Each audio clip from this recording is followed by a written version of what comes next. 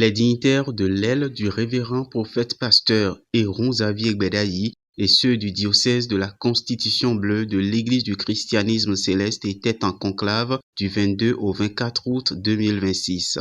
L'objectif de ce conclave était de réfléchir sur la réunification en cours de leur Église. Ils ont entre autres abordé le mode d'exclusion de leur camp au sein du Conseil supérieur de mise en œuvre, de même que le dépouillement de l'héritage de l'Église à travers la révision de ses textes fondamentaux. Ils réaffirment toutefois leur attachement aux principes et à l'héritage spirituel laissé par le prophète fondateur Samuel Biléou-Joseph Oshofa et disent être dans une démarche de responsabilité, d'alerte et de paix pour la réconciliation des différentes tendances de l'Église. Ils lancent par la même occasion un appel pressant aux facilitateurs et aux chefs de l'État pour une rencontre afin de mieux discuter de vive voix et d'exposer leurs inquiétudes et réserves, ainsi que leurs propositions pour une réunification plus inclusive. À l'issue de leur conclave, ils ont tenu une déclaration de presse suivie d'un communiqué final. L'aile du révérend prophète pasteur Héron Xavier Gbedayi et le diocèse de la Constitution bleue, mené par le révérend pasteur Noël N. Jossou, ont tenu des assises stratégiques décisives du 22 au 24 août 2026. Au terme de leurs fructueux échanges, les deux instances réaffirment leurs attachements viscéral à la paix, au dialogue sincère et à une réunification authentique de l'Église.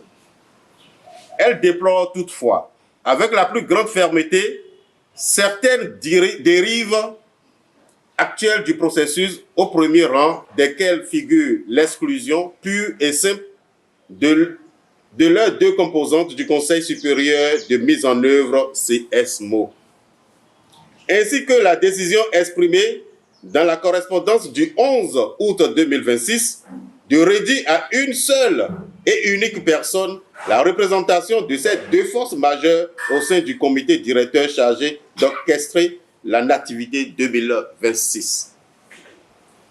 Agir de la sorte démontre une méconnaissance manifeste de l'ancrage réel de la communauté de fidèles de l'Église du christianisme céleste que draine quotidiennement l'aide du révérend prophète pasteur Héron Xavier Gbedayi et le diocèse de la Constitution bleue du révérend pasteur Noël N. Jossou.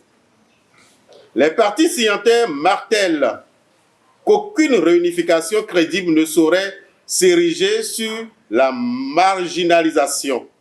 Elle exige, par essence, une représentation équitable, une participation active de toutes les sensibilités et une écoute scrupuleuse des doléances exprimées. Elles rappellent avec force leurs engagements indéfectibles envers l'héritage sacré du révérend prophète pasteur Samuel XBJ Oshofa, fondateur de l'Église du christianisme céleste. Le respect absolu de l'ordre de culte doit y régner en maître, notamment lors des célébrations conjointes et du pèlerinage de Semaine. Sur ce point, la Constitution bleue demeure intangible et ne souffrira d'aucune altération. Face à cette posture pour le moins préoccupante, les deux composantes lancent un appel solennel au président de la République, M. Romiad Wadagni, afin qu'un regard attentif soit porté sur cette situation pour garantir l'avènement d'une réunification juste, inclusive et pérenne. Elle adresse également un appel pressant au facilitateur, M. Patrice Talon, et sollicite officiellement une audience. Cette rencontre permettra de lui exposer sans phare les inquiétudes, les réserves légitimes ainsi que les propositions constructives des deux camps pour la suite du processus. Tout en réitérant leurs entières dispositions au dialogue et à toute initiative de nature à cimenter une paix durable au sein de l'institution, l'aide du révérend prophète pasteur Héron Xavier Gbedayi et le diocèse du révérend pasteur Noël N. Jossou campent sur une ligne rouge franchissable. La vraie réconciliation passera nécessairement par la justice, l'inclusion, la considération de chaque composante et la sauvegarde absolue des fondements doctrinaux de l'Église du christianisme céleste.